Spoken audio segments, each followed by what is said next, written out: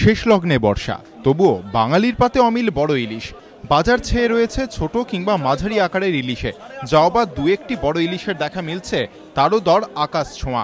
যেখানে ছোট আকারের ইলিশ বিকোচ্ছে কেজি প্রতি 200 থেকে 300 টাকা দরে, সেখানে মাঝারি মাপের ইলিশের দর কেজি প্রতি 400 থেকে 800 টাকা। আর 1 কিলোর ওপরের ইলিশ কিনতে খরচ হচ্ছে 1000 টাকা। তাই পকেটের কথা ভেবে বড় ছেড়ে আপাতত ছোটতেই মোচে বাঙালি। কিন্তু কেন বাজারে বড় ইলিশের আকাল? কি বলছেন বিক্রেতারা? এজন্য মৎস্য দফতরের নজরদারির অভাবকেই দায়ী করেছেন বিক্রেতারা।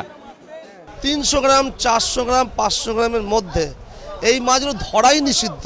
আমাদের মৎস্য দপ্তর থেকে কতগুলো ট্রলার আছে ঠিক জানে না। এই যে বন্দরগুলো যদি হানা দিত, ছোট মাছগুলো যদি বাজেয়াপ্ত করতো, তাহলে মানুষের মনে একটা ভয় থাকতো। আর যারা ছোট ইলিশের পসরা নিয়ে বাজারে হাজির, তাদের যুক্তি, বাজারে যা আসছে তাই বিক্রি করতে বাধ্য হচ্ছি। এটা 150-200 ওজনের পাটি আনছে, আমরা নিচ্ছি 250 টাকা করে। কখনো ঝমঝম, কখনো ইলশে গুড়ি।